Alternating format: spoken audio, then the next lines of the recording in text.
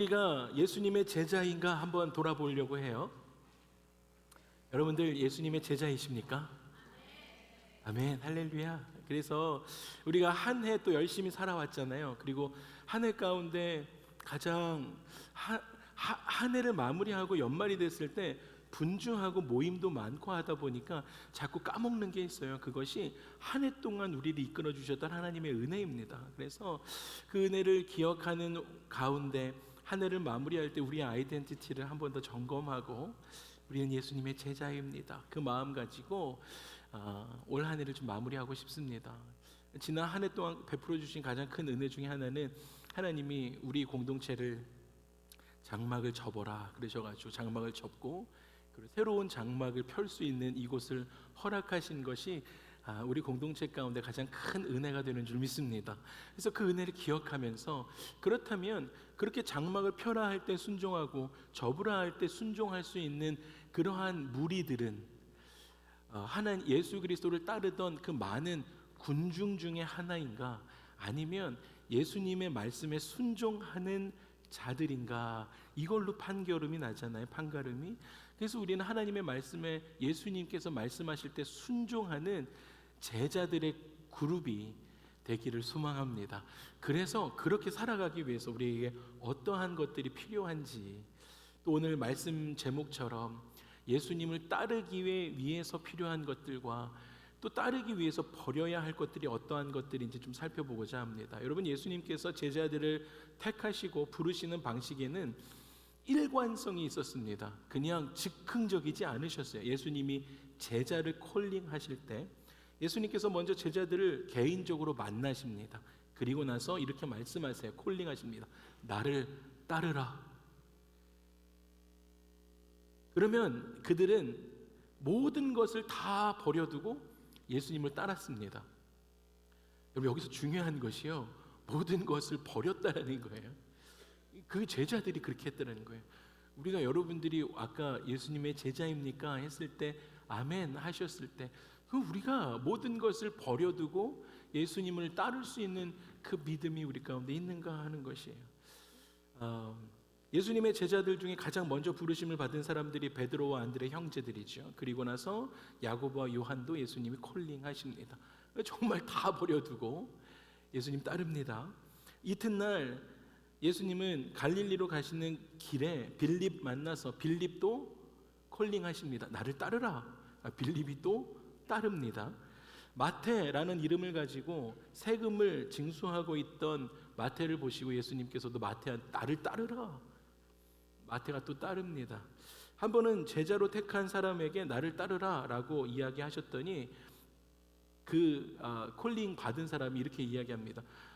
그런데요 주님, 나로 먼저 그 아버지의 장례를 좀 하고 오게 해주십시오 라고 이렇게 이야기했거든요. 그랬더니 예수님이 마태복음 8장 21절 22절 이렇게 이야기하십니다. 죽은 자들이 그들의 죽은 자들을 장사하게 하고 너는 나를 따르라 라고 말씀하십니다. 여러분, 모든 제자들은 한결같이 예수님의 그 콜링, 나를 따르라 라는 그 말씀에 어떻게 했습니까?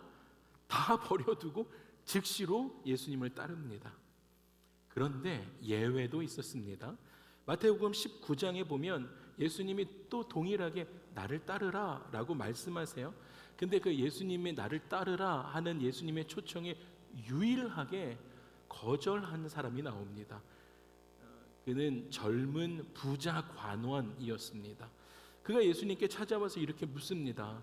내가 무슨 선한 일을 해야 영생을 얻을 수 있습니까? 라고 이야기합니다. 그랬더니 무슨 선한 일을 해야 영생을 얻을 수 있겠습니까? 라고 물어보는 그 사람에게 예수님께서 계명을 지켜야 한다라고 대답해 주십니다. 그런데 놀랍게도 너 그거 계명을 다 지켜야 합니다 라고 이야기하는 그 청년이 그 얘기를 들으면서 즉시로 이렇게 대답합니다. 네, 저 그 계명 다 지킵니다 라고 이야기했습니다. 이 일도 놀랄 일인데 저 계명 다 지킵니다 라고 그 이야기하는 그 사람의 마음 가운데 무엇이 있었습니까? 주님으로부터 듣고 싶었던 이야기가 있었어요. 그러냐? 너 그러면 이미 영생을 얻었구나 라는 그 이야기가 듣고 싶어서 영생 어떻게 얻습니까? 계명 다 지켜야 한다. 저 그 계명 다 지키고 있습니다. 오, 그럼 너 영생 얻었구나. 이렇게 얘기 스토리가 흘러가길 원했는데 지금 그렇지 않아요. 그 이야기를 듣고 싶어하는 그에게 예수님이 이렇게 말씀하십니다. 21절에 네가 온전하고자 할진대 가서 너의 소유를 다 팔아 가난한 자들에게 주라. 그리하면 하늘에서 보화가 내게 있으리라. 그리고 와서 나를 따르라 라고 말씀하세요. 여러분, 예수님 따라가기에 가장 큰 걸림돌은 무엇입니까? 자기 재산이었어요. 그 사람이 예수님을 따르기는 또 따라야 되는데 나를 따르라 하는 그 예수님의 음성에 걸림돌이 되었던 것이 자기 재산이었습니다. 여러분, 예수님은 그를 제자로 부르셨습니다. 나를 따르라. 와, 할렐루야. 이런 은혜가 어디 있어요? 그런데 그렇게 예수님을 따르기 위해서는 그가 버려야 할 것이 무엇인지도 예수님 친절하게 알려주셨습니다. 그런데 그 청년은 어떻게 했습니까? 성경에 보니까 재물이 많음으로 근심했어요. 근심. 여러분, 여기는 근심이 많으신 분들 계십니까? 없으세요? 아니, 네, 재물의 복도 받는 것도 좋은데, 근데 저희는 없군요. 근데 저희는 이제 재물 때문에 근심하지는 않나 봐요. 그런데 이 부자 청년 관원은 근심했어요. 그래서 이것이 무엇을 의미합니까? 그 젊은이는 재물과 versus 예수님 사이에서 재물 선택합니다. 그리고는 조용히 떠나가기 시작했습니다. 그런데 여러분, 우리는 지금 마태복음 잠깐 봤지만 마가복음에서는요, 그 영혼을 향해서 예수님이 그를 사랑했다라는 단어가 나와요.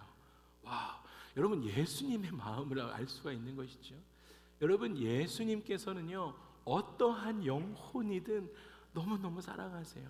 예수님은 그런 자들을 구원하기 위해서 이 땅에 오셨기 때문입니다. 그래서 예수님이 그를 사랑하셔서 하신 말씀이 무엇인지 아십니까? 이렇게 말씀하세요. 그 떠나가는 젊은 부자 관원 뒷모습을 바라보시면서 낙타가 바늘귀로 들어가는 것이 부자가 하나님 나라에 들어가는 것보다 쉽다라고 탄식하십니다. 이 탄식은 안타까움의 사랑에서 나오셨던 그 말씀, 그래서 그렇게 말씀하셨던 거예요.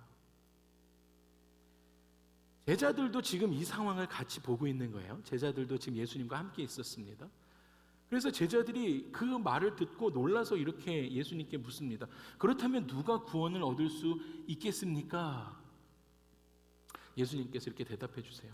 사람으로는 할 수 없지만 하나님으로서는 다 하실 수 있다라고 말씀하십니다. 그러면서 그 사건이 이제 종결되는 것처럼 보였어요. 그래서 마치 연극의 씬이 넘어가는 것처럼 그렇게 마무리가 되는 것처럼 보였는데 그때 손 들고 질문하는 청년이 있었습니다. 누굽니까? 베드로. 베드로가 손을 번쩍 들더니 이렇게 질문합니다. 27절에 보소서 우리가 모든 것을 버리고 주를 따랐사온데 그런즉 우리가 무엇을 얻을 수 있겠습니까? 라고 질문합니다. 예수님께. 여러분, 이 질문이 어느 때 하느냐에 따라서 굉장히 민감한 질문이기도 합니다. 그런데 지금 그 상황이 끝나자마자 분위기가 바뀔 것 같았는데 거기서 손 들고 질문하는 것이 이 질문이었습니다. 아마 다른 11 제자들도 그 얘기를 듣고 있었으니까 그래? 그러면 천국에 들어가는 것이 이게 무슨 얘기야? 라고 하면서 우리는 지금 지난 3년 동안 다 버리고 예수님 따랐는데 이거 뭐 안 될 수도 있다는 얘기야? 뭐 이렇게 웅성웅성하는 마음들이 있었어요.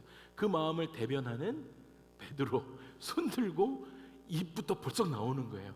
그럼 예수님 하면서 질문하기 시작합니다. 여러분, 듣기에 따라 오해가 될 수 있는 질문이기도 했어요. 마치 무슨 채권자가 채무자의 빚을 독촉하는 느낌도 들어요.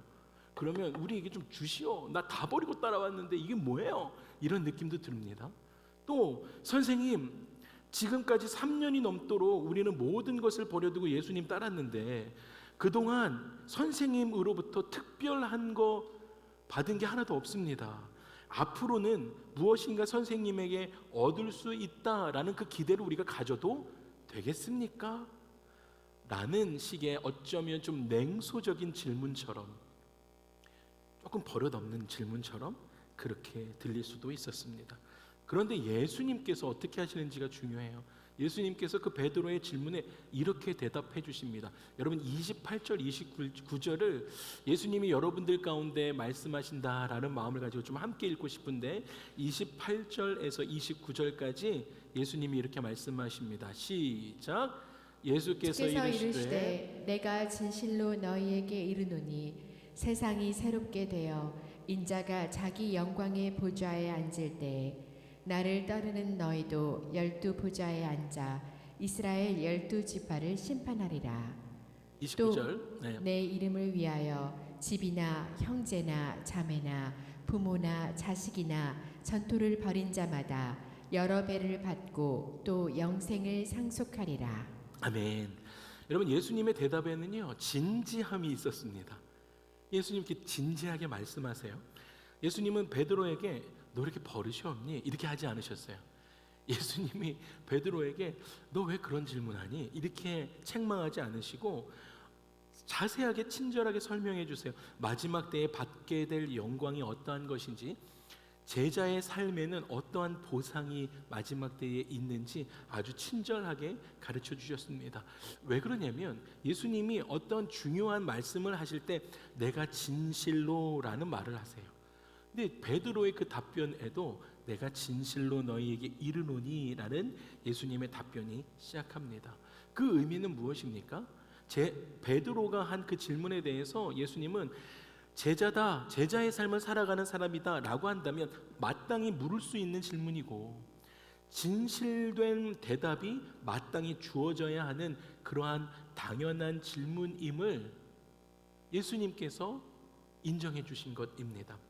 왜냐하면 그들은 그렇게 질문할 수 있는 이유가 그들은 이미 정말 모든 것을 다 버리고 예수님을 따르는 제자들이었기 때문입니다. 여러분 제가 산호세에서 7년 반 사역을 하면서 산호세 특성상 많은 엔지니어들하고 교제할 수 있는 기회가 있었습니다.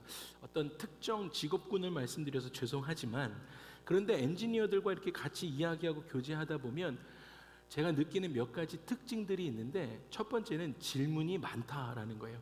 질문이 많아요. 호기심이 많아요.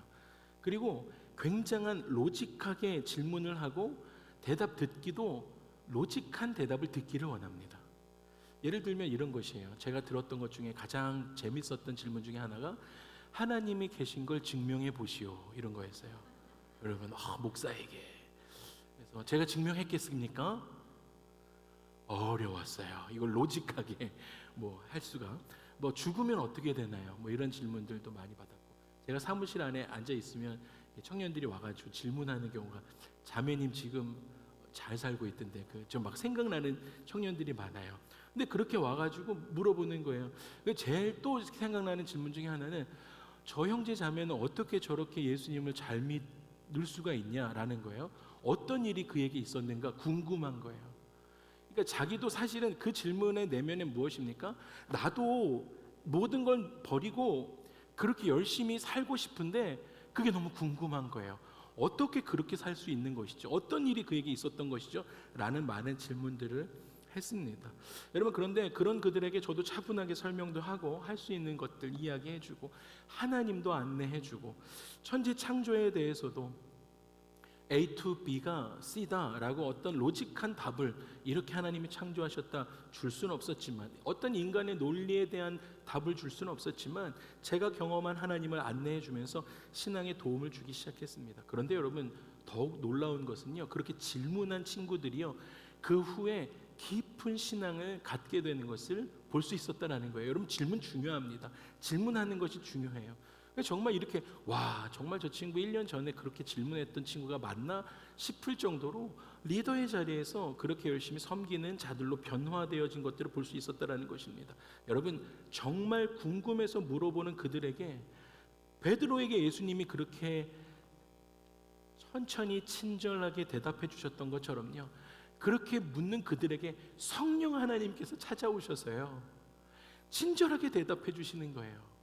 그러니까 성령님을 경험하고 나니까 성령님께서 그들을 제자로 초청하기 시작하시니까 그들의 삶이 바뀌기 시작했다라는 것입니다.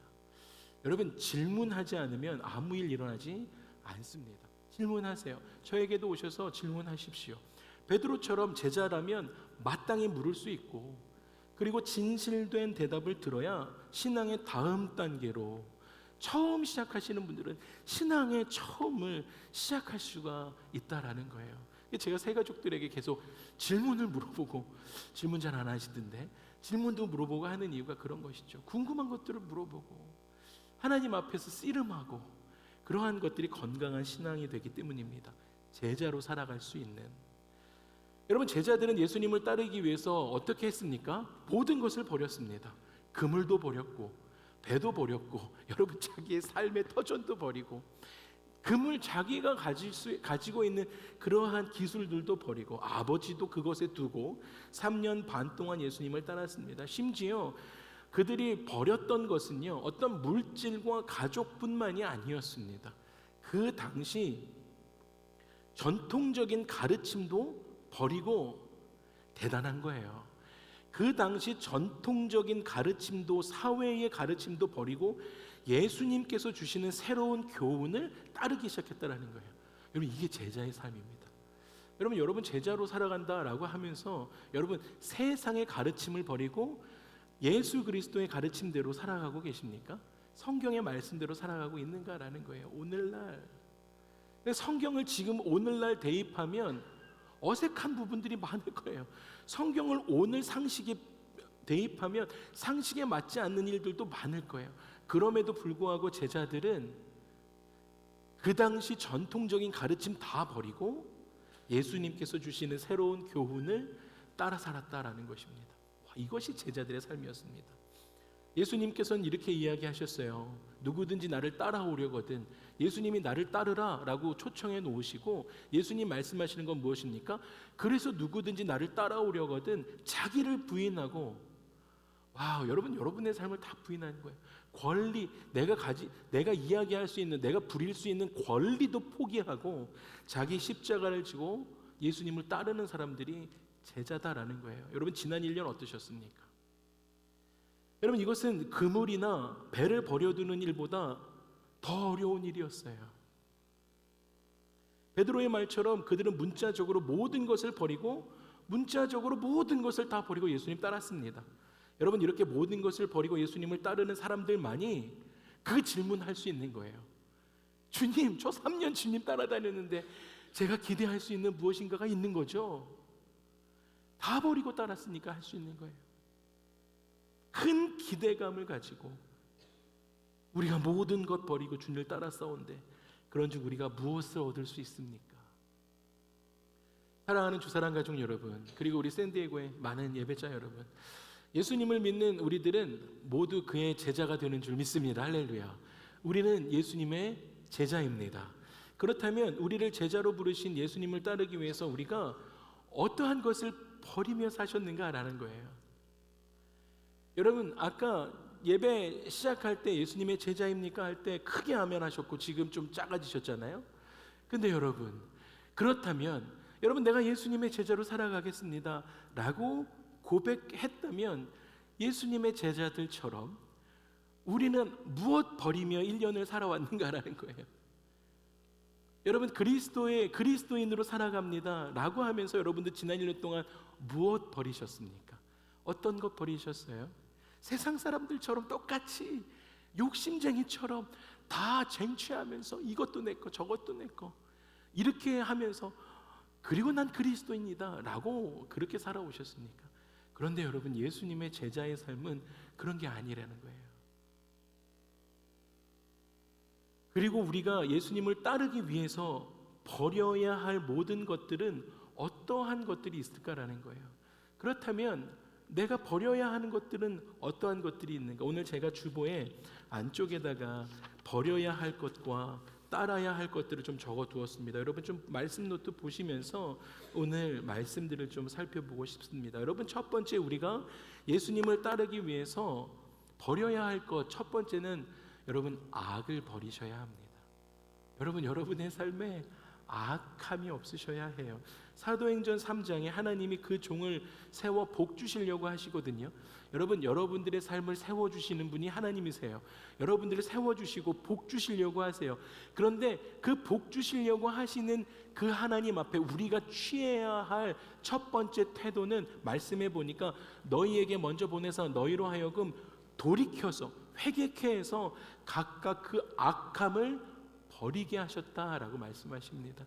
여러분, 예수님의 제자의 삶은요 할렐루야, 먼저 여러분 악함을 버리셔야 해요. 이것이 세상을 살아가는 힘이 되어집니다. 여러분, 두 번째, 예수님을 따르기 위해서 우리는 세상적인 삶의 방식을 버리셔야 해요. 세상적인 사고방식을 버리시는 거예요. 서로 사랑하라라는 성경의 삶의 방식을 취하셔야 합니다. 이것이 제자들의 삶입니다. 여러분, 세상은요 이렇게 이야기합니다. 눈에는 눈, 이에는 이, 이렇게 이야기합니다. 그런데 성경은 요한 1서 4장 7절에 이렇게 말씀하시죠. 사랑하는 자들아, 우리가 서로 사랑하자. 사랑은 하나님께 속한 것이니 사랑하는 자마다 하나님께로부터 나서 하나님을 알고, 사랑하지 아니하는 자는 하나님을 알지 못하나니 이는 하나님은 사랑이시다라고 말씀하세요. 여러분, 우리 안에 그러한 사랑이 있어야 한다라는 것입니다. 세 번째, 버려야 할 것, 우리는 옛사람 버리셔야 합니다. 여러분, 계속 나는 그리스도이냐, 나는 예수님의 제자지, 하나님의 자녀야, 이렇게 이야기해놓고는 세상에 나가서 세상 사람들과 다름없이, 제가 늘 말씀드리잖아요. 너 교회 다녔어? 이런 이야기 들으시면 안 되는 거예요. 세상에 있는데 너 교회 다니는 사람이었어? 라는 이야기를 듣지 않아야 되는 것이죠. 옛사람을 버리지 못하고 그냥 옛 습관대로 살아가면, 그러면 안 된다는 거예요. 예수 그리스도의 제자로 살아가기 위해서는 옛사람을 벗어버려야 한다는 거예요. 그것을 옛사람에 대해서 로마서 13장에 자세하게 옛사람의 행태에 대해서 이렇게 이야기합니다. 우리가 로마서 13장 12절 14절에 우리가 어둠의 일을 벗고 빛의 갑옷을 입자. 낮에와 같이 단정하고 방탕하거나 술 취하지 말고 음란하거나 호색하지 말고 다투거나 시기하지 말고 오직 주 예수 그리스도로 옷 입고 인간의 정욕을 위해서 육신의 일을 도모하지 마십시오. 이것이 옛사람의 모습입니다 라고 말씀하십니다. 여러분, 혹시 제가 오늘 성경을 읽을 때 여러분 해당되는 어떠한 것이 있으셨습니까? 여러분, 말씀이 불편하기 시작하면 잘못된 것이 아니에요. 그 말씀이 우리 속에 작동하기 시작하는 거예요. 그러면 여러분, 그것을 바꾸시고 예수님의 제자의 삶으로 넘어오셔야 되는 것이죠. 그럼 네 번째, 제자로서의 삶을 살기 위해서 버려야 할 것이 무엇이냐면 자기 중심적인 교만함입니다. 자기 중심적인 교만함을 벗어버리고요, 겸손히 서로를 섬기는 연합을 이루어야 합니다. 여러분, 자기 중심적인 교만함, 가장 큰 것이 무엇인 줄 아세요? 제가 늘 말씀드리는 것처럼 내가 만든 메이저 테이프로 상황들을 재단하고 정리하고 결론 내는 인생입니다. 이것이 자기 중심적으로 살아가는 교만한 인생입니다. 어떤 상황이 발생했을 때 하나님께 묻고 하나님께 기도하고 기다리는 인생이 아니라, 어떤 상황이 발생했을 때 개인적인 상황에서, 가정 가운데, 우리 자녀들 가운데 어떠한 일이 발생했을 때 개인적으로 재단해버리는 거예요. 그리고는 그 사람과 관계를 어렵게 만드는 일들. 여러분, 그것은 내 입장에서 내 중심적으로 교만하는 것이죠. 근데 그럴 때 하나님께서 이 상황들을 왜 나한테 허락하실까? 하나님께 묻는 사람들이 예수 그리스도의 제자의 삶입니다. 자기 중심적으로 교만함으로 겸손하지 않고 연합하지 않는 거예요. 연합을 깨는 것이죠. 빌립보서 2장 1절에서 4절 보니까 말씀할 때 이렇게 말씀하세요. 제자들의 삶에 대해서 마음을 같이 하라는 거예요. 같은 사랑을 가지고 뜻을 합해서 한 마음을 품어라 라고 말씀하세요. 아무 일에든지 다툼이나 허용으로 하지 말라는 거예요. 여러분, 공동체 안에서 일어나는 헛된 일들 가운데 다툼이나 허영으로 해서는 안 됩니다. 여러분, 그것에 내가 중심돼서 목소리를 내는 스피커가 되지 마셔야 돼요. 다툼의 그 중심의 한가운데 내가 있지 않아야 한다는 것이에요.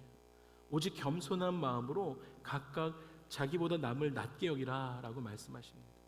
각각 자기를 돌아볼 뿐더러 각각 다른 사람들의 일을 돌아보는 사람들, 다른 사람들의 일을 돌아보는 거예요. 목원들의 기도 제목을 아는 거죠. 그렇게 하는 거예요.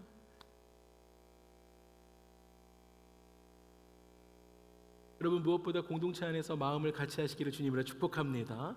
그래서 예배도 같이 하시고 모일 때마다 예배하고 전도도 같이 하시고 구제도 같이 하면서 마음을 같이 하는 것, 그것이 화목이 되기 때문입니다. 그래서 우리의 삶의 다툼이나 내 성격대로 하는 인생이 아니라 겸손한 마음으로 옆에 분들을 나보다 낮게 여기는, 돌보는 그러한 것, 그것이 성경에서는 하나님을 기쁘시게 하는 것이다 라고 말씀해 주고 계십니다. 여러분, 앞뒤 분들 좀 바라보시겠어요? 옆에 분들, 저보다 나으시군요. 한번 이야기해 주세요. 저보다 훨씬 나으세요. 저보다 훨씬 나으세요. 얼마나 이렇게 훌륭하신지 모르세요. 여러분, 왜냐하면 이것이 공동체 안에 흐를 때 하나님이 기뻐하신다라고 성경에 말하고 있기 때문입니다. 여러분, 이렇게 예수님을 따르기 위해 모든 것을 버린 사람, 그 사람은 담대하게 하나님 앞에 구하고 응답받을 수 있게 되어집니다. 그러니까 이렇게 살아가니까요, 예수님의 제자로 살아가니까요, 하나님 앞에 구할 때 담대한 거예요. 그러니까 관계가 너무 좋은 거예요. 하나님과의 관계가, 예수님과의 관계가 좋았기 때문에 베드로도 손들고 질문할 수 있는 거예요. 그러니까 담대함이 생깁니다. 요한일서 3장 21절에 이렇게 말씀하세요. 우리 마음이 우리를 책망할 것이 없으면, 와우, 할렐루야. 여러분, 여러분들의 삶의 마음 가운데요, 여러분들을 책망할 것이 없으면 그 다음에 어떻게 됩니까? 하나님 앞에서 담대함을 얻어요. 할렐루야. 그 담대함 가지고 하나님과 교제하는 거예요. 그 담대함 가지고 하나님께 묻고 기다릴 수 있는 것입니다. 하나님, 사랑하는 우리 주사랑 가족 여러분, 오늘 이 네 가지를 2025년도에 모두 버리시고 예수님의 참된 제자로 2026년을 맞이하시기를 주님의 이름으로 축복합니다. 아멘. 여러분, 그러면 이런 거 다 버렸으면 또 우리 마음 가운데 채워야 할 것들이 있지 않겠습니까? 예수님의 제자로 채워가야 될 것 세 가지가 있습니다. 첫 번째는, 이것은 예수님을 따르는 일이 되어집니다. 예수님을 따르는 일 첫 번째는 예수님의 말씀이 우리 속에 거해야 합니다. 그런 사람이 제자입니다. 요한복음 8장 31절에 보니까 여러분, 예수님의 말씀이 여러분 속에 거하면, 그래서 그 말씀이 여러분의 삶을 작동시키기 시작하면 여러분 예수님의 제자다라고 말씀하십니다. 할렐루야. 두 번째는 너희들이 서로 사랑하는 것이다 라고 말씀하세요. 요한복음 13장 34절에 보니까 여러분, 우리 공동체 안에서 서로를 사랑하는 것, 표현하는 것, 지난주에 말씀 나누었던 것처럼 말로도 사랑하고 혀로도 사랑하고 행함으로도 사랑하고 시간으로도 사랑하기 시작할 때 성경은 뭐라고 말씀하세요? 세상이 제자인 줄 알겠다라고 말씀하십니다. 여러분, 우리 공동체가 서로가 서로에게 그렇게 사랑을 표현하기 시작할 때 세상이 주사랑 공동체를 보면서 와, 제자들의 모임이구나 한다라는 거예요. 여러분, 마지막으로 세 번째는 제자로서 삶을 살아갈 때 삶의 열매가 있어야 됩니다. 와우. 여러분, 올 한 해 동안 여러분의 삶에는 어떠한 열매들이 있으셨습니까? 여러분의 삶을 통해서 한 영혼이 주께 돌아오는 일들이 있으셨습니까? 여러분의 삶을 통해서 한 영혼이 상처받고 어려움 가운데 있다가 여러분들이 같이 함으로 인해서 다시 회복되어지는 그러한 열매들이 있으셨습니까? 여러분, 한 해 동안 여러분의 삶은 어떠한 열매를 맺으며 살아오셨습니까? 예수님의 제자이기 때문에 우리는 꼭 열매를 맺어야 하거든요. 성경이 요한복음 15장 8절에 보니까 너희들이 많은 열매를 많이 맺으면 내 제자인 줄 안다라는 거예요.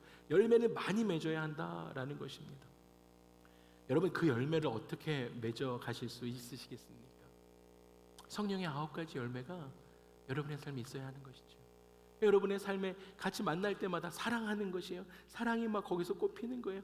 여러분을 만나는 사람마다 기쁨이 있는 거예요. 와, 사람들이 여러분들을 만날 때마다 기뻐해요. 화평이 있고 오래 참음도 있고, 여러분 자비함과 양성이 있고 충성과 온유와 절제가 여러분들의 삶에 있어서 그것이 여러분의 신앙의 근간이 되어서 그게 베이직이 되고 베이스먼트가 되고 파운데이션이 되어서 여러분들이 움직이는 곳마다 이런 사랑의 9가지 열매들이 맺어지기 시작하는 삶, 그러한 삶이 예수님의 제자의 삶이 되어진다라는 것입니다.